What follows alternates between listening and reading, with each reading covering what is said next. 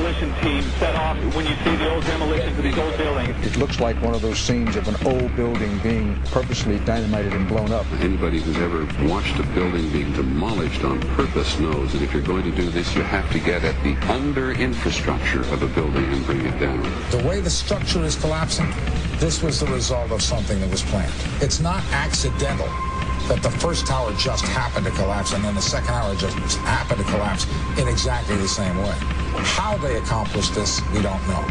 The building collapsed to dust. You don't find a desk. You don't find a chair. You don't find a telephone, a computer. The biggest piece of a telephone I found was half of the keypad, and it was about this big.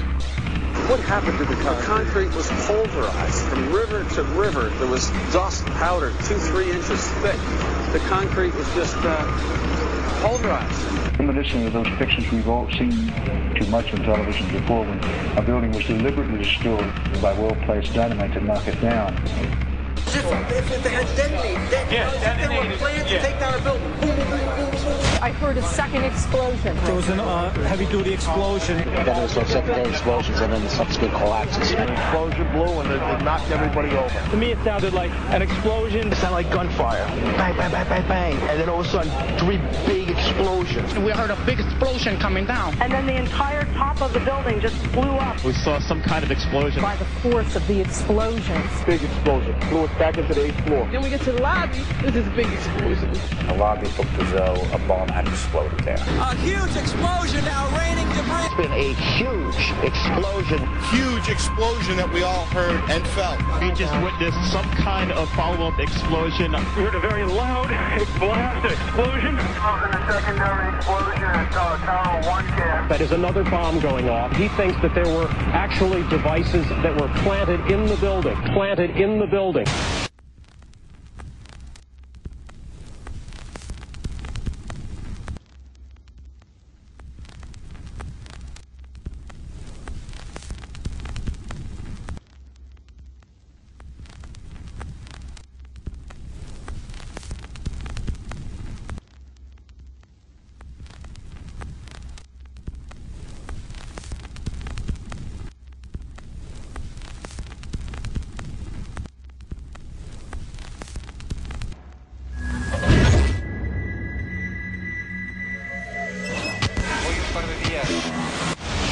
I don't think anybody could have predicted that they would try to use an airplane as a missile, a hijacked airplane as a missile. Nobody in our government, at least, and I don't think the prior government that could envision flying airplanes into buildings.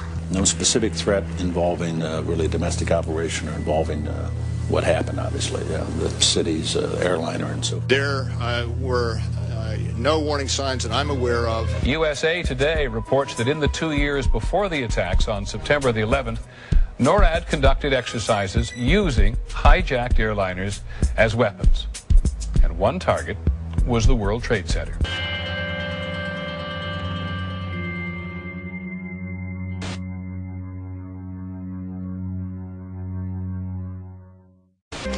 In confidential documents from the Philippines obtained by CNN, the plan was clear. He will board any American commercial aircraft, control its cockpit, and dive it at the CIA headquarters. Other buildings targeted the Pentagon and the World Trade Center. Security and counterterrorism was blinking red, in the words of George Tenet, that the warnings of an imminent attack were so severe that something dramatic should have been done. It was unparalleled. Instead, our president went on a month-long vacation.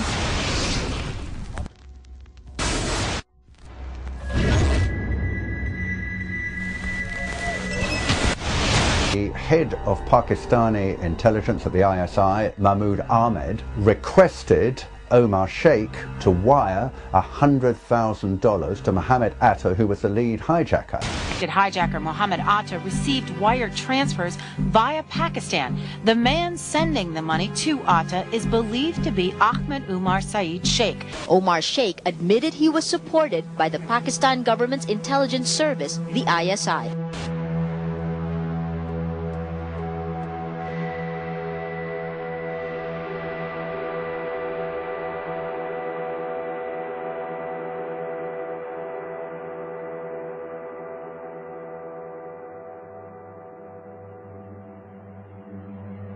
although we are told that 4 or 5 of the alleged hijackers were on each of the flights.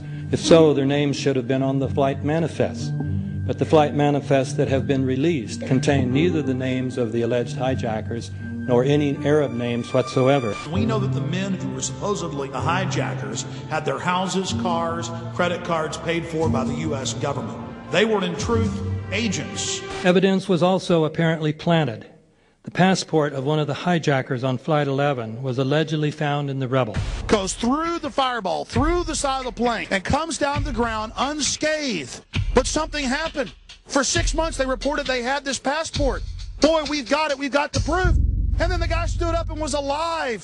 Several of these 19 men are still alive.